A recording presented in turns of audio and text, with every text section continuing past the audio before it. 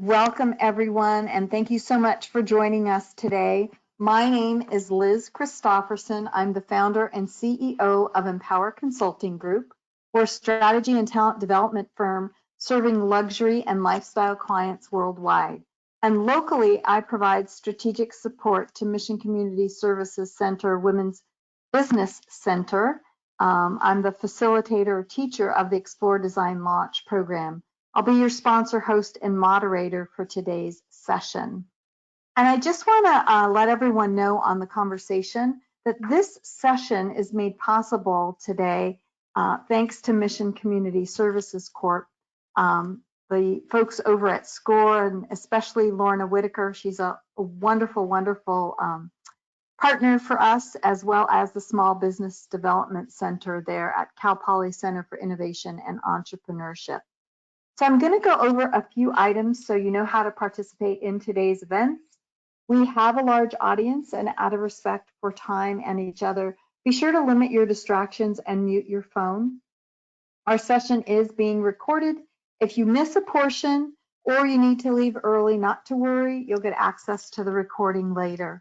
We're going to take questions as we go through, so I encourage you to type them either into the question box or into the chat panel, and we'll do our best to get to as many as quickly as we can.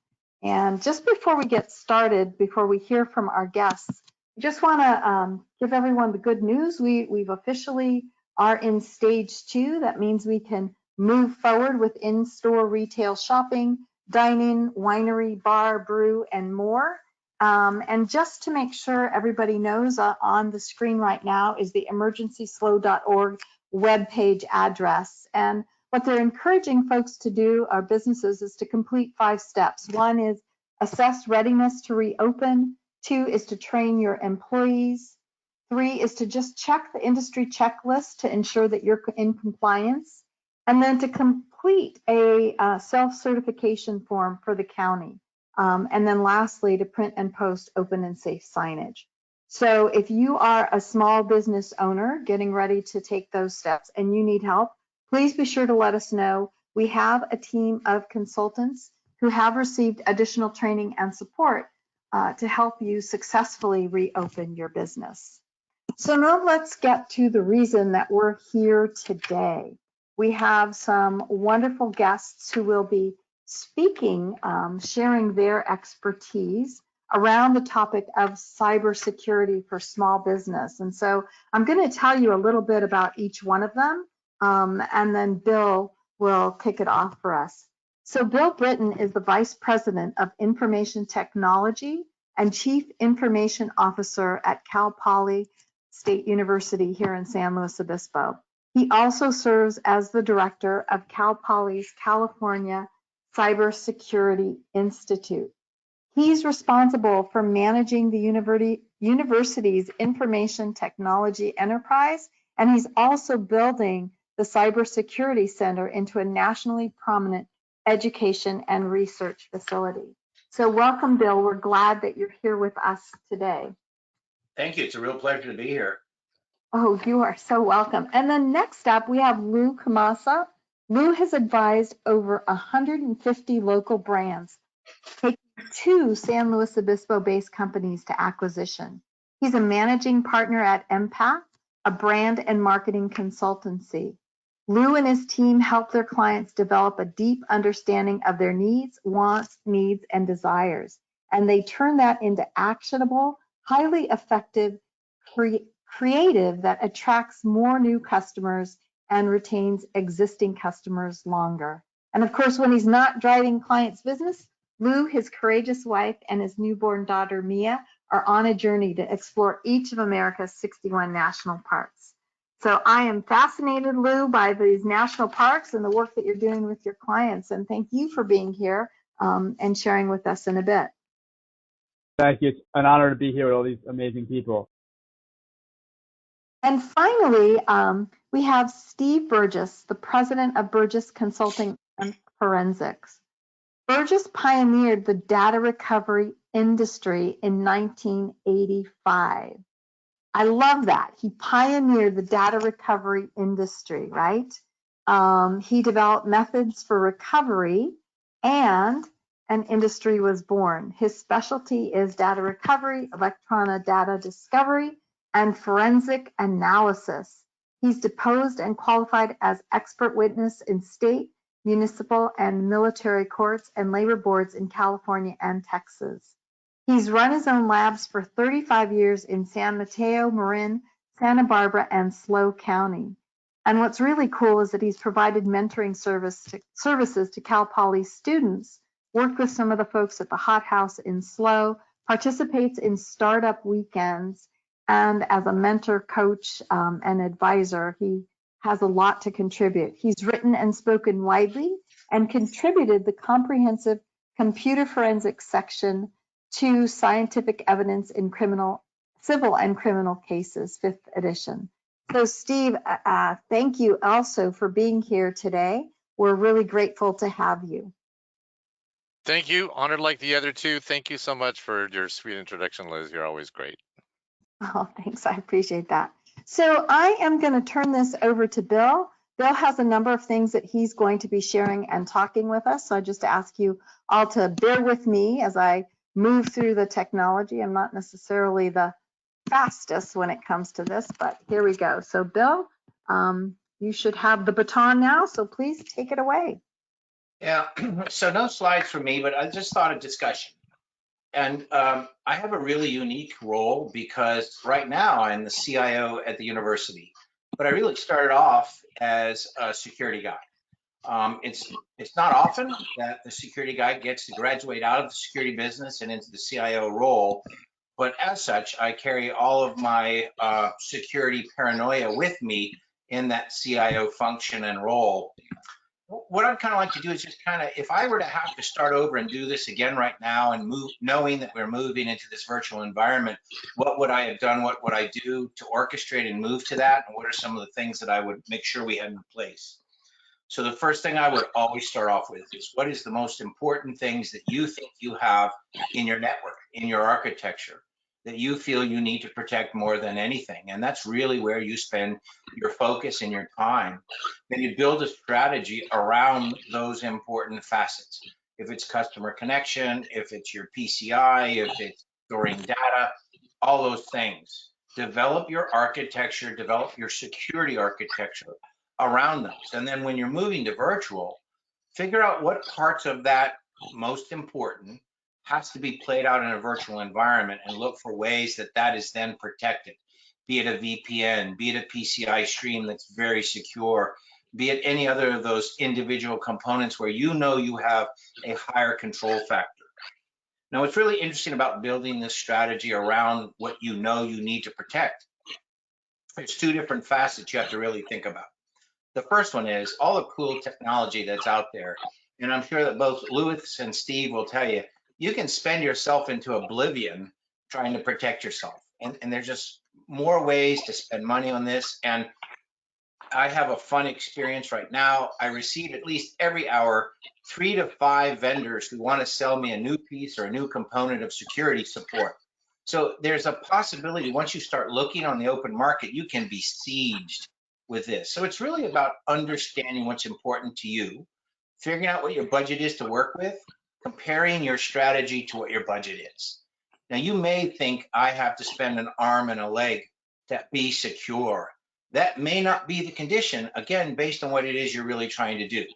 So if you look at what you're trying to defend, what you're trying to protect, build your architecture around that, compare that to your dollars that you have available to spend, and then work your way backwards. If it's too expensive to do what you've designed, find an alternative, or determine if that component is worth the value you're spending to save it. So once you're doing all these cost trade-offs and analysis, a lot of times you get really wrapped into figuring out, oh, this is just so hard, this is too hard.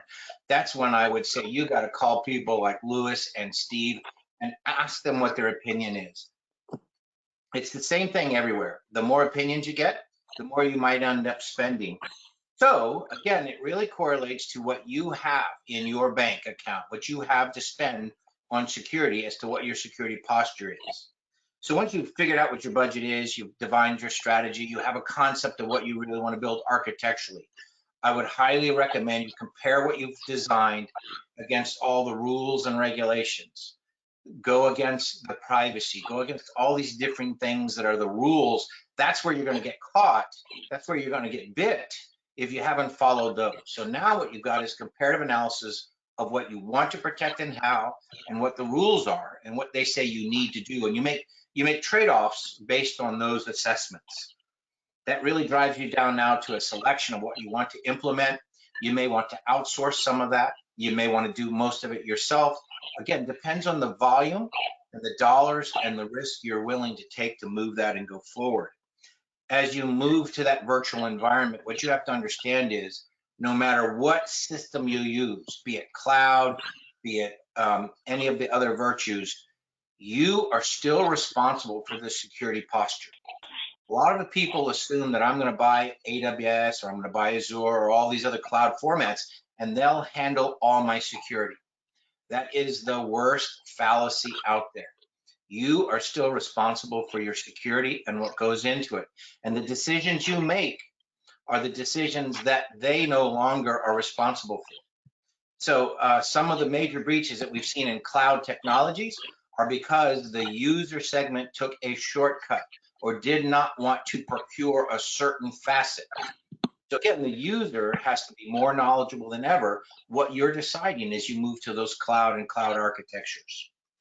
The thing about virtual that was for us at the university, it was a 2.5-week time frame to go from the standard operating environment of the university and move into the cloud. To say that we were a little panicked and paranoid is the understatement of the year. The fortunate part is we had invested a very strong strategy in moving to cloud. We had gone into much of a virtual environment in our data center already. So the things necessary, that last mile of execution, really became much simpler because that's where our strategy was. So if you believe your environment, your workplace is going to remain virtual, keep that in the forefront of the development of that strategy you have as you go forward. It's been an interesting journey for the university. We have 19,000 students in our cloud-based learning management system utilizing that. We're learning something new every single day. So if I were to wrap up my little discussion here, the biggest thing about this in security is flexibility. You're not going to get it right the first time. You are going to make mistakes. You need to be able to be flexible and understand when you make a mistake, recover it quickly, identify it, fix it, move on. If you harp on those things in the past, you'll remain there. So an Air Force expression, sorry, I was in the Air Force, but flexibility is the key to air power. I would argue that flexibility is the key to security survivability. So keeping these things in mind, if you have questions, fire away, but I'm going to yield to the other partners here and let them add to that. Hope that helps. That's great, Bill. Thank you so much. Are you going to pass the baton back to me or to Lou? I'm going to pass it to Lou. Perfect. Thank you. All right. That is if I can figure it out.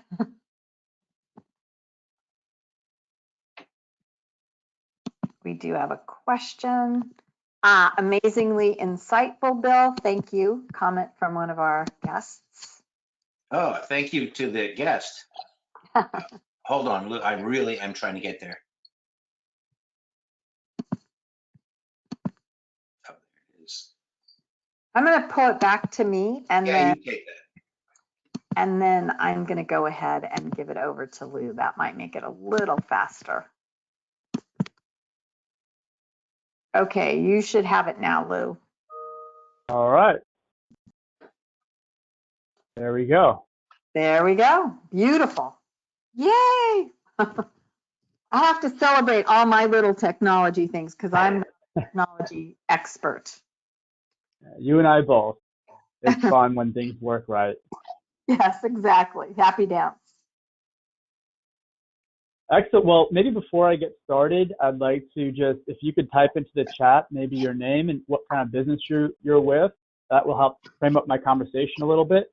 I geared it mostly to solopreneurs and small business owners because that's also my background. So I hope with Bill's information that was really thorough, and I'm probably the opposite of him. I came in with no security experience and had to learn it because I made a lot of mistakes, and been through a lot of trials and errors, so I had to convert myself into a security-minded professional.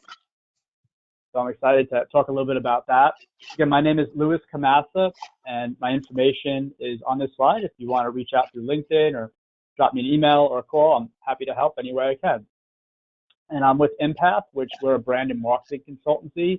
And what we do is we've realized that brands are rich in data and analytics and applications and technology, but what they're really lacking is a connection to their customers.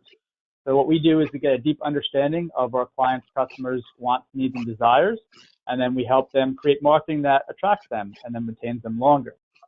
And we've done that for over 150 brands locally and also globally with the team of consultants that we work with. So some of that information, some of that experience, that scar tissue is going to be displayed here today and some of the topics we're going over. And I think the key thing that I want to touch on here is, in brand consultancy, I don't consider myself or anyone in our team a security professional. We do not get paid for security consulting.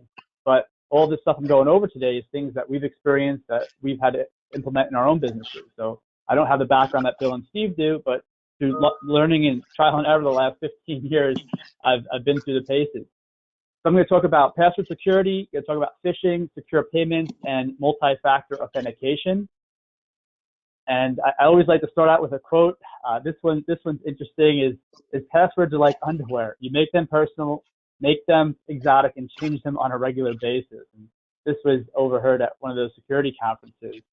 And I think a lot of people, when thinking about password security, they have one password, they remember it, they use it everywhere, and they never change it. And you'd be surprised to know that the password 123456 is still used by over 23 million people. So that's a very insecure password that can be cracked within seconds. And that's the first one that hackers and those looking to exploit your account will use. And just a quick illustration here, I love going over these types of mindset changes. It's the password that you're seeing on the top there with just the uppercase P, that takes about that fast to hack with a brute force effort. The one below that, we have an uppercase P, we have a special character, we have a numeric, we have another uppercase. That would take about 14 years to crack. So it just goes to show you how when you go to fill out your password in a website, you have to put in all those special characters. The reason they're doing that is it's harder to break in and to brute force your account and guess your password. Another visual I love to look at is the simplicity. So if you have a password length of 3 characters, that could be cracked instantly, 4 characters instantly. It really only gets to about 6 characters where they can be cracked in about 8 seconds. When you start getting into longer characters, it takes many more years. But it's just a fun little illustration to see how secure your passwords may or may not be. So think a little bit about password security and how much that affects us. It's about, in 2019, they looked at a study that they surveyed through the FBI, and they said that about $2 billion was stolen due to compromised passwords. That was the estimate that they came up with worldwide. And I'm sure it's even higher than that if you got other smaller businesses that weren't in that study. And as I was preparing for this, I was thinking back to some of my experiences, and I came across this article of Ann Hoover, and she had gotten back from a vacation with a whole bunch of friends in Mexico, and she was going to reimburse one of her friends for the trip. And she went to log into her bank account to make the transfer and to transfer that money wired over to her account. And what she realized was her bank account was zero. She goes, wait a second, I had my whole savings in here. Where's all my money? And turns out somebody had cracked her account by guessing her password, logged in, and siphoned out all of her money into their own account. And what was said about this is on the website for her bank, it said that she would be fully protected for any unauthorized transactions. But because she used an insecure password and didn't follow the guidelines, they wouldn't reimburse her for those lost funds. So scary thing that happened, there's like thousands and tens of thousands of stories like this of people stealing your password and gaining access to your account. How do you prevent that? Very simple, very, very simple, and very easy to implement. It's called LastPass.com. Write that down, LastPass.com. It's a free program. And what's great about this program is it stores all of your passwords in one place. So for instance, if you have a Facebook account, Amazon, Salesforce, it'll take all of those sites and it'll put them into one, I think of it like a database, right? Or a secure Excel spreadsheet. And what it'll do too is it'll generate all the passwords for you. So you have storage of passwords, you have generated strong passwords, like some of those that took years and years to actually crack. If you have more than one employee, you have a few on your team, whether it be 5 or 100 or 1,000, you could share the passwords with your team. So that way you don't have to pass those sticky notes back and forth or store them in a Word document somewhere. It's all stored in this vault, this LastPass program. And then we're going to talk about a little bit later, multi-factor authentication. So that means that it's just not logging into LastPass to access everything. It'll also ask you to verify on your phone or through email or another authentication program, perhaps Google Authenticator. So LastPass.com is your friend. That's where you can store all of your passwords. It can generate them for you, and highly recommend to have different passwords for every site. Just the other day, I got an email from somebody that said they had my password, and they sure did. They had my password in the email, said, hey, we stole your password, and we're going to sell all of your private data unless you pay us this ransom money. Fortunately, I knew that the password they were using was through Google, and I had Authenticator set up, so I knew they weren't able to get access to anything. But I had to go through and change the password for that site. So make sure that you use different passwords for every site and change them frequently, because once your account information is exploited, it's sold on the dark web, and that's where people can get there and get access to your information. So next up, I want to talk a little bit about phishing. This is think before you click. Phishing came out basically not fishing like in the ocean where you're going in and bringing some tuna. This is phishing with a P, PH, and it came about back in the days of AOL in the late 90s, mid 90s, when AOL Instant Messenger was really popular. That's how many people got on the internet back then, with dial-up. I'm old enough to be in that group. And I remember the messages we used to get through Instant Messenger, just like a text message, but on the AOL platform. And they used to message you saying, hey, your account's about to be suspended. Please reply back with your password. And then some people didn't know any better. They'd reply back with a password, and that person would gain access to their account. In some cases, there was more nefarious people that were asking for credit card information. Said, hey, reply back. Your account's about to be suspended. Here's your credit card, and we'll update it so you can continue using AOL. And this is all through hackers and social engineer hackers that are looking to gain access to your account. And then it's evolved from there, evolved from AOL. And right now, about 3.4 billion fake emails are sent out daily to do just this, is to get information from people. And it's to do it in a way that is very subtle, and it's actually, it's very hard to determine if the email you're getting is from your actual service provider, or is it from somebody like a hacker or a malicious user. So this example here is PayPal. This is a similar one to one I got. I actually clicked on. They fooled me even, and I've been doing this for a while. What you'll notice here is that it has the PayPal logo. It has their same font and color harmony, the layout. Everything looks very similar to the PayPal email. So they just copy that and they paste it in. And it even says service@paypal.com up here. So then how do we go through and how can we tell a difference? Well, what we want to look at is right here, you can see that this isn't really coming from PayPal. It's coming from a different email account. That'll give you the backstop there of who that is. The second thing you want to look at is, are they using your name?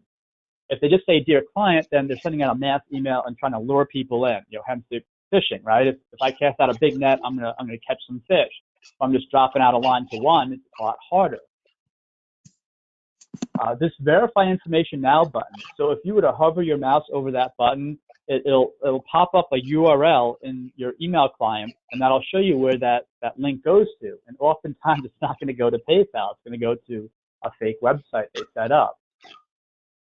And then you can look for formatting issues and misspellings and just, I don't think PayPal would ever write sincerely PayPal. I've never seen that before.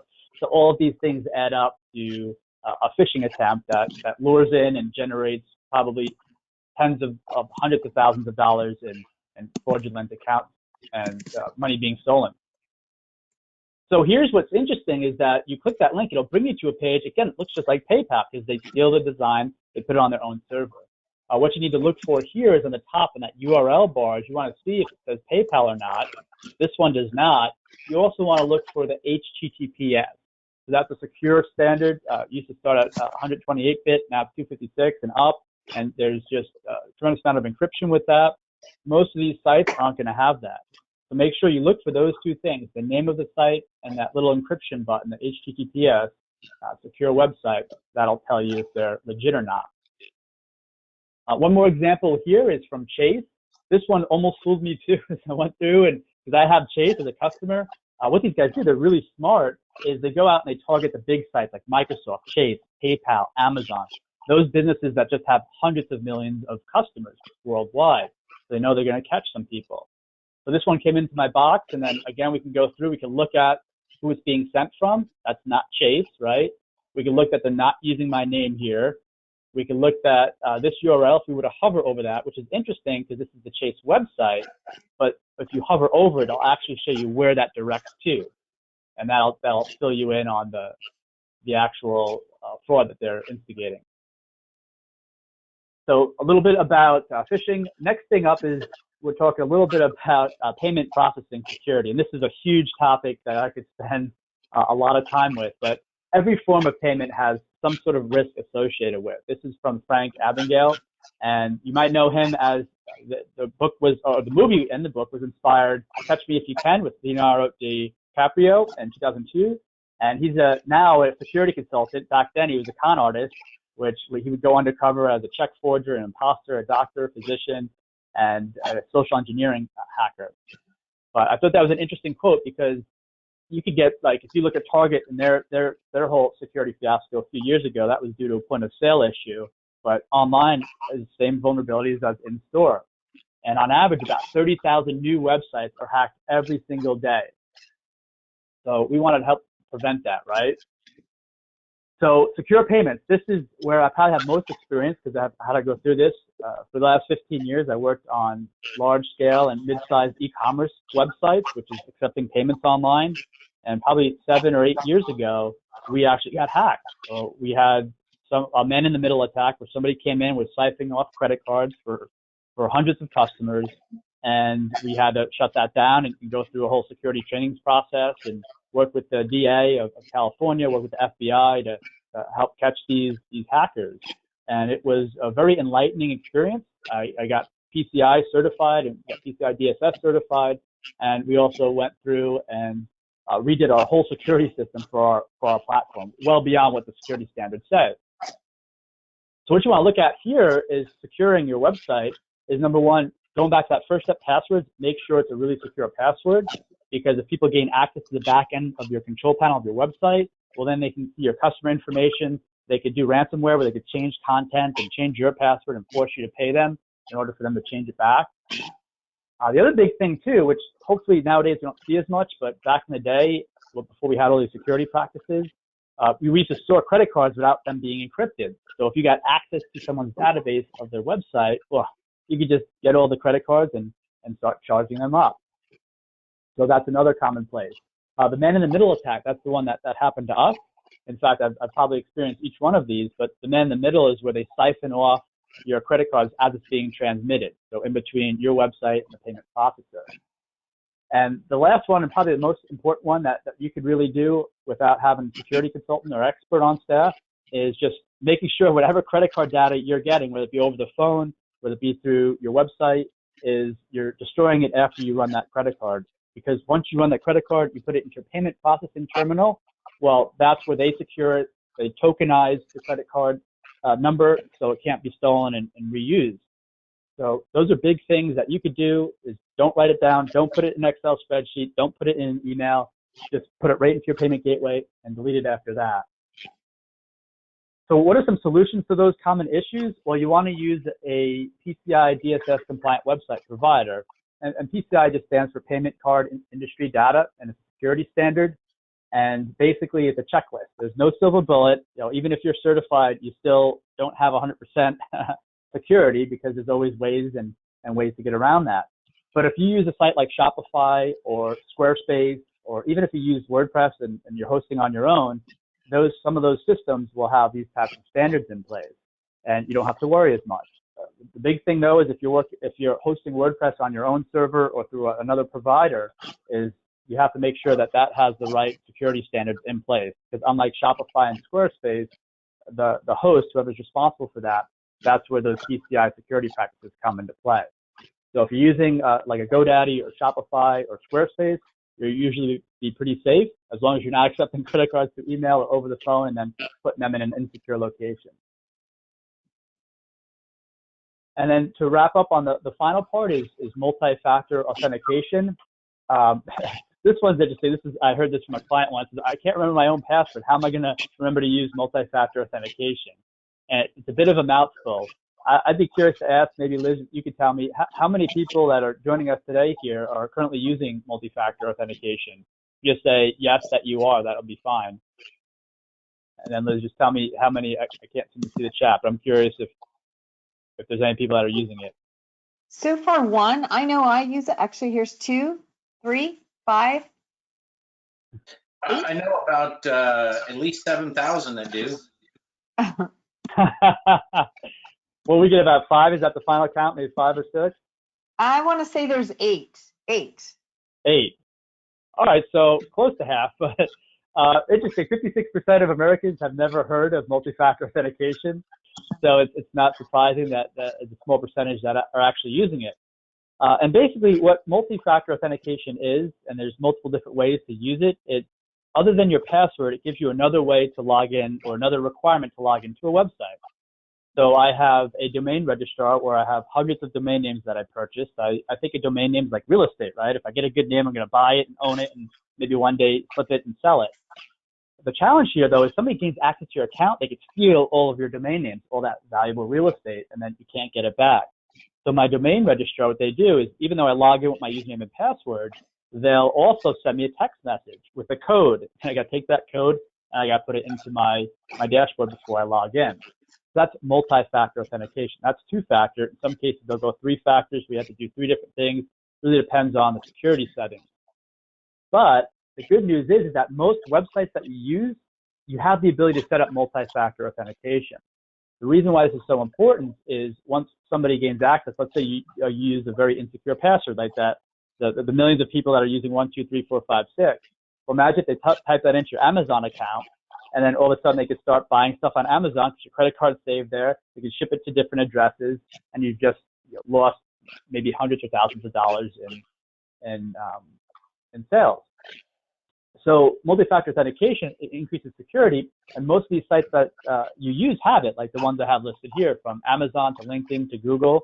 It's a matter of going in and enabling it, so that way others or you could use it.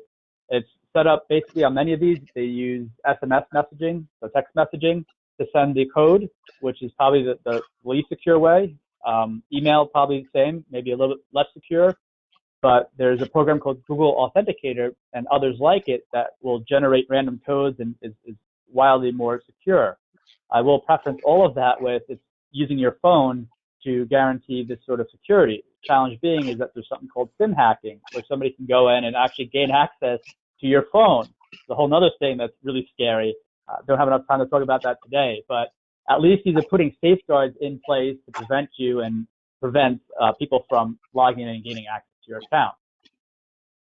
So Louis Camassa, my information's here. I was really honored to be here today and hear from Bill and Steve. Looking forward to pass it over to you and hear what you have to say.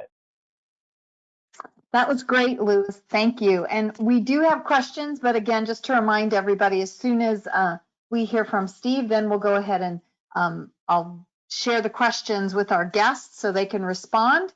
And then we'll take additional questions that may come up. So hopefully you guys looks like you're already doing it. Great. See, you don't even need me today. Well, I can't see the screen. Is it showing the slideshow? It's showing the slideshow beautiful. Definitely are on, Steve. Okay, what's that? You are definitely showing a screen. Oh, right on. Okay. Well, thanks, Liz and Bill. A lot of really insightful information there. I like the way in particular that you mentioned looking at your budget and working backwards so you don't break the bank, trying to be able to do business to make money. And Lou, I think you maybe are too humble about not being a security consultant. A lot of really good information there. And if I had to spend time figuring out all these security issues, I would never get any of my real work done. So thanks for that. I think a lot of people ought to be outsourcing to you. This is me. It looks just like me on the screen. The upper left-hand corner is my contact info, which you'll see, and all the other stuff Liz already said. So limited time, but yeah, at this time we are having issues all over the place, and but most of these things we have to worry about all the time anyway. So right now, in particular, like 90% of American companies have got employees working at home. If you're working from home and lucky enough to be working, then I don't know what percentage of slow companies are working from home or Central Coast companies are working from home, which, by the way, welcome to my messy office. But so there's issues around working from home, and a lot of them are security issues where, you know, your company, if you have a bigger company you work for, may not have had the resources or time to set things up. Like Bill was mentioning, they had to, in like 4 seconds, deal with 1 million people or something along those lines. So obviously, there's only one way to be completely secure, and that is to stay disconnected from the internet and from Wi-Fi and everything, which obviously is not something that we can pretty much, almost anyone can do. Unless you're writing a book, then you should stay disconnected and write. Y'all talked about some of these things, but one of the things with like a router, for instance, is you want to use WPA2 security. I'll mention that a little bit more later.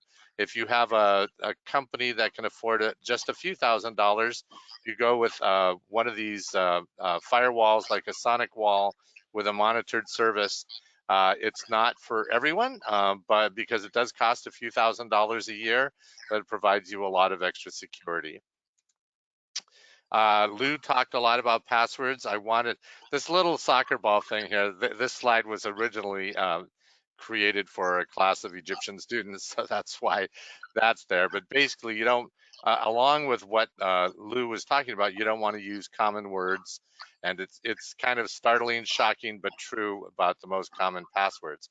But another way to have, I mean, you can have really complex passwords like the middle one under yes, but you can have a really simple to remember password. So this is an example of it. Oh, I think I just lost my audio. Can you still hear me? We can hear you. Can you hear me? I don't know what just happened. Yes, we can hear you. We can hear you. You can't hear us, it sounds like.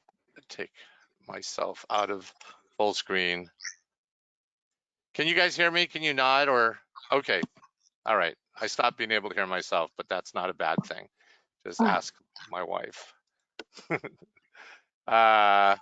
Right. So another way to make a really unguessable password is, here's an example of a desk that is much neater than mine. And so you could just look at a couple things. Here's a crumpled piece of paper. Here's a coffee cup. Here's a calculator. So you can just take those 3 things, crumple, coffee, calc, and a number and a special character, and that's also unguessable. Even though a dictionary word is going to be very guessable, putting 2 or 3 dictionary words together, as long as they don't normally go together. I know I don't crumple my coffee, so that makes them pretty unguessable. Lou mentioned LastPass. There's a few like that keep your password secure.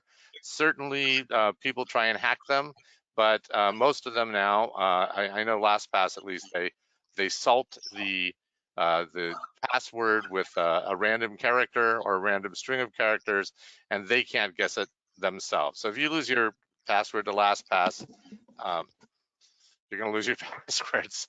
But the point of that being that it's pretty safe. That this down here at the bottom here is, oops, sorry. Down here at the bottom, haveibeenpwned.com, and pwned is spelled P-W-N-E-D. You can find out what if your email address or your or certain passwords have been, you know, bought, sold, stolen. It's actually a pretty good resource, and will probably scare the heck out of you about how many passwords you're now going to need to change. Don't tell anybody your password. That's the point of this shocking slide. Also, don't give anybody your social security number.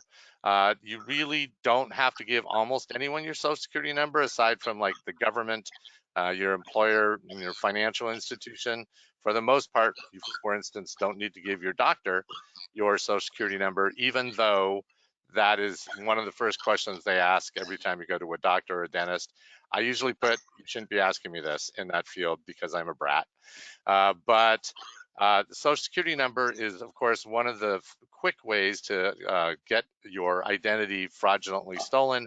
And if you think that the minimum wage person at the front desk of your doctor's office doesn't have any reason to be absolutely secure, then you would maybe be right.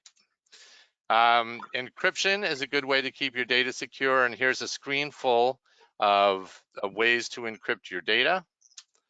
One of the first things you want to do, and it's not going to keep you completely secure, but one of the first things you want to do is be sure you've got your antivirus, anti-malware software paid for, because the free version isn't as good, and updated whenever they send you an update. And also, the best one changes every year. So it used to be, for instance, that Norton was my favorite one, then it got overloaded, so nothing else would work with it. Some of them don't work well together. Right now, my favorite is ESET, but for sure that's going to change. Avast is good if you can't, if the fee is too high, but the Avast free version is better. They do kind of spam you with advertising all the time, so beware of that. One way to see whether or not your computer is broadcasting its information is go to grc.com, Steve Gibson Research, and find the Shields Up section. And it will actually poke at your router or your computer and tell you where it's able to see or not see, and if you're broadcasting vulnerabilities. Also, if you want to go a little deeper, go to this section. I'm not going to explain it all to you, but it will explain it to you. This basically will tell you if a domain is real or not by looking at the fingerprint of the domain. It's handy, but it takes a few minutes.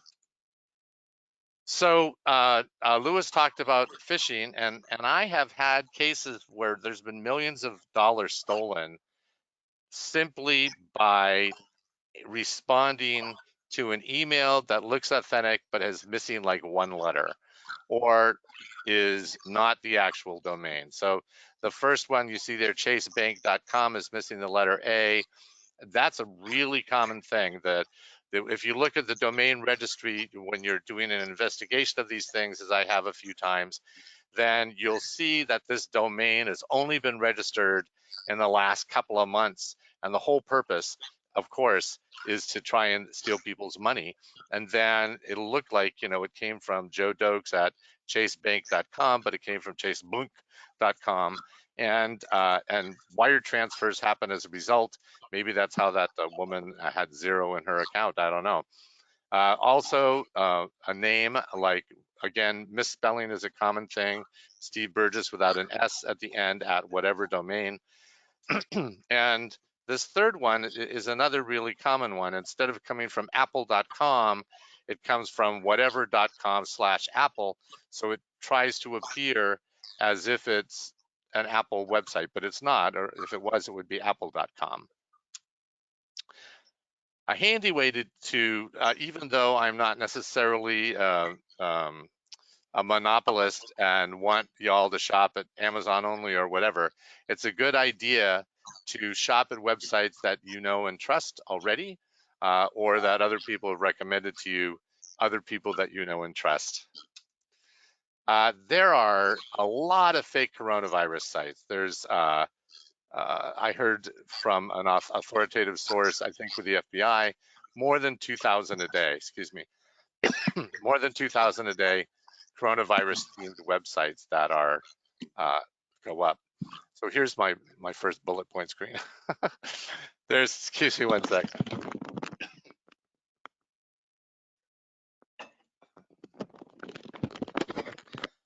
There's 250,000 coronavirus scam sites as of last month, and there's 150,000 domains registered that have the word stimulus check in them. There's every kind of scam. Here's a whole bunch of them. There is a website that tries to track stimulus payment scams. That I did it again. This one here, checkfish.ai, coronavirus scams tracker. You may want to plug a URL into there to see if it's real or if it's fake. These kinds of websites are 50% more likely to install malware on your computer. There's a lot of charity scams. There's just every which way kind of scam, because any way somebody can make a buck, honestly or dishonestly, they're going to try. So beware. Excuse me one more time. There are fake pandemic maps, which is sort of kind of scary. This is a real one, by the way, from Johns Hopkins. But these are so interesting. I call these map porn, where these maps are displayed, but they're interactive or they're semi-live. There's a lot of them that are fake pandemics. They install malware or look for usernames. So only go to ones, like if you go to one at Johns Hopkins, that's likely to be real. One at Washington Post, it's likely to be real. But look for the fake domain names. Ransomware, you probably already know, that's when somebody convinces you, somehow drops malware on your computer, and then basically it encrypts files in your computer and they demand payment, usually in Bitcoin, in order for a passcode to unencrypt your files. So some ways to avoid it are listed here. Update your software, patch your server if you have one. Antivirus and anti-malware software is very useful. Endpoint security protection software is better, especially if you have a network with more than a few employees. Firewalls we talked about, passwords we all talked about, suspicious timely websites like COVID-19 websites, and links in email. It's basically, you should never click on a link in an email. You want to type in the domain name of whatever the link says, or right click on the link and paste that into a Word document or a text document so you can see what it really is. Basically, just don't click on links in email. People who are knowledgeable and still end up getting scammed. So to recover from ransomware, the first and most important thing is to have a backup. In fact, it's to have multiple backups, because by the time you notice, some of these things have got like a little time bomb in them. So they wait a week until your backup is infected too. So it's a good idea to have more than one backup. I know that sounds like belt and suspenders and duct tape, but the fact is that it's useful to have multiple backups, and a grandfathered backup that's maybe a couple of weeks old, as well as a daily backup, as well as your data, because A, your computer is going to die sometime, and B, ransomware is real and malware is real. If you do get this, then you want to take a picture of the ransom note, not using a screenshot, but using your phone or a camera that you happen to have handy if you do. Disconnect the computer from the network, leave the computer on until you decide what you're going to do. In the midst of the emergency, one can possibly freak out. If you have a good backup, then restore it to another computer, preferably a new computer.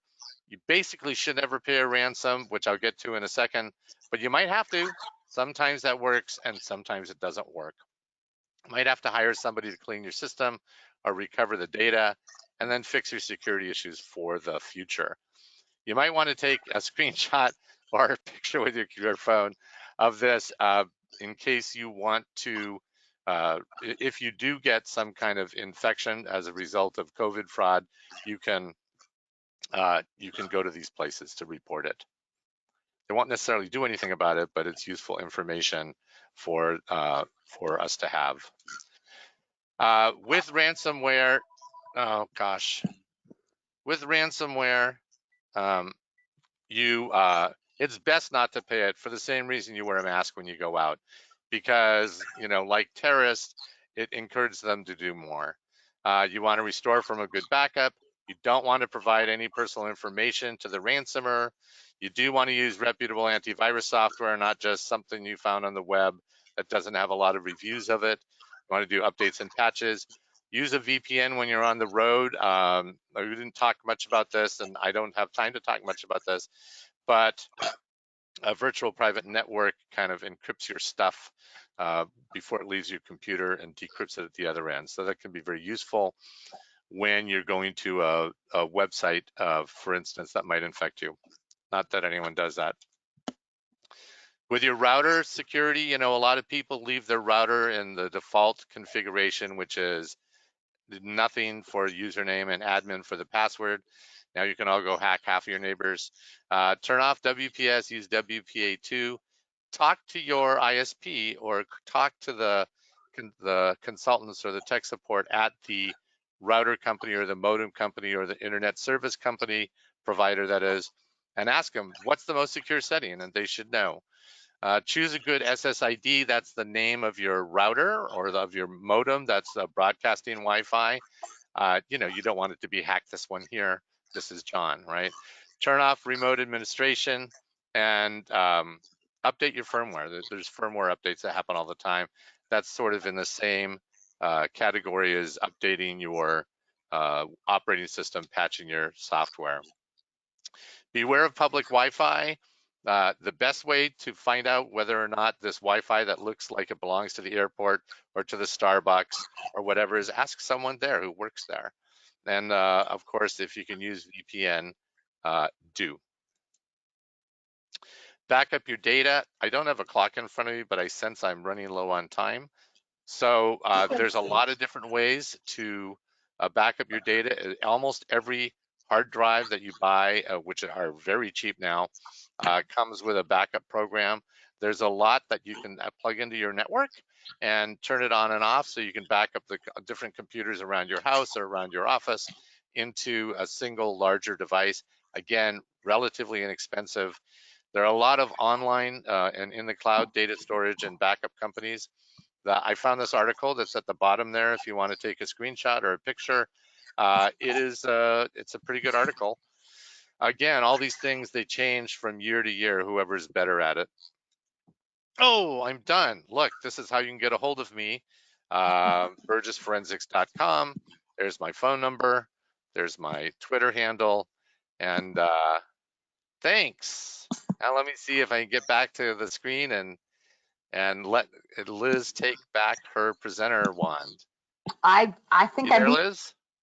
I think I beat you to it. We're good. Can you hear me? Yeah. Wonderful. I think that got muted somehow. So anyway, thank you, everyone. Thank you. So before we take questions quickly, I just want to give a shout out to some of the businesses that are that were here with us today. So we have, let me see if I can pull this up and create a way to read it. So again, I apologize, I'm a little. So who's with us today? Earth Publishing and Atelier. We also have Kathy Hall, Finishing Touch Embroidery. We have Elizabeth Fine Lines Communication, Writing and Editing Services. So those are some of the companies that are here today with us. So question about whether Norton, McAfee, or Kaspersky is the best choice. It sounds like all of those are good choices, but from year to year that changes. So which one of you would like to answer that? I do like Kaspersky, but the U.S. government doesn't because it's based in Russia. I've never been a fan of McAfee. McAfee and Norton or Symantec fight with each other when they're both installed on the same computer. Symantec Endpoint is good stuff. It's more expensive than the regular Norton stuff, or the regular Symantec stuff. But of those three, I think Kaspersky is probably more efficient, but scarier because it comes from Russia. And so I would probably, for a general population, pick Symantec or Norton. So, yeah, here's some other questions. So what is malware? Yeah, malware is any software that kind of negatively affects your computer. So viruses and ransomwares, anything that negatively affects your computer, really. Yeah, it has the intent of taking control, data, information, or even your passwords away from you. So it's doing parallel efforts. Okay. So any recommendations for antivirus malware software for Mac OS?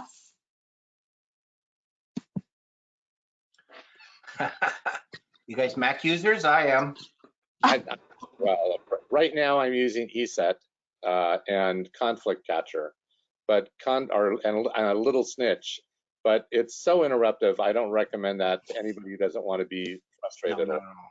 So again, let's go back a second. These are great questions, but I think they really revolve around two things. Again, back to the strategy of what are you trying to protect? If it's your home system versus your work system, the amount of money that you have to spend on it. As Steve pointed out, Kaspersky is a rock star. However, it's a little bit more expensive than some of the others. So again, just depends on what you're looking for. Find something you're comfortable with. Most important, that you understand how to operate. This stuff is no good if you're not checking it, you're not going back in and you're looking at the logs and seeing what it's telling you. So you can spend a lot of money, you can get some really cool products, but if you're not using it, it's not worth its weight in gold. I like what you just said, because I think that's really important, especially for someone like myself. You know, I'm not a technology expert. I know enough to get my job done, and that's about it. And that's why I have someone on my team as a consultant who helps me from time to time, just to make sure that I've, got the latest and greatest, and that I'm using what's installed in a way that helps me protect myself, my clients, my e-commerce, and all of that good stuff. So here's a good question. If I use Dropbox, is that data protected if my computer gets compromised? No, Yeah. not protected. Because they could access your Dropbox accounts from your computer, and they could download and take all of your files. So let's try this a little differently. It's protected to a certain level, very basic level. Beyond that, it's what you add to it. It's the kind of protections you add, the overlay. It's how cautious or concerned you are with your information that goes into it. I would not say, though, you're buying a very secure system. You're buying a system with basic security attached, password and such. If you really want a vault, buy a vault. So is Norton Vault a good one? Great questions. Again, I'm going to make it sound really bad, but it's based on your applicability, what you want to hide and what you want to pay for. Norton Vault's really good for storing data. And again, something that you have that's really, really concerning, the more layers you have on top of it that protects the data, the better the storage system is. Okay, cool. So tell us, what exactly is the dark web? You go first. You live there. The dark web is an area of the web that, number one, is not indexed so that you can use it with a regular browser. You have to use a Tor browser, which stands for the Onion something, and the Onion router, and which was developed by the Navy. But there's lots of bad stuff that can be had in the dark web. Not all bad stuff. It's unindexed stuff, and if you want to hide your stuff, or either because you're doing illegal things or just because you want it private, you do that on the dark web. So the Internet of Things is like an iceberg. A certain percentage of that iceberg is scripted. It has very specific ins and outs. It's quantified. It's very searchable and usable. That's the part that we see on a regular basis. The darknet is what's below the surface, which is usually the larger part, which is unscripted and uncontrolled. So it's more of an indirect format on information. That's where, as Steve said correctly, you can hide a whole lot of things, and a lot of illegal behavior takes place in the darknet. Okay, good to know. So this question is from Clint. I just say one more thing. It's not completely opaque. You know, law enforcement agencies are in there shutting down and a lot of illegal things and arresting a lot of bad people, but it's not easy to see. Okay, great, thank you. So again, this question from Clint, will the continued implementation of the California Consumer Privacy Act bring more exposure to cybersecurity risks or no significant change? And he continues to say, such as scammers leveraging the requesting of access to personal data or deletion of it when it might not really be them. Well, So its function is to make data more private. So it will make data more private. But surely there are scammers who are going to take advantage of this in the ways all three of us have been talking about. Yeah. Okay, cool. And I have just a couple more questions and then we'll wrap up for the day. What is a Trojan? Okay, so if you're not familiar with the story of the Trojan horse, it's, troops hide into this Trojan horse that's delivered to a city. Watch the movie Troy, you'll see it.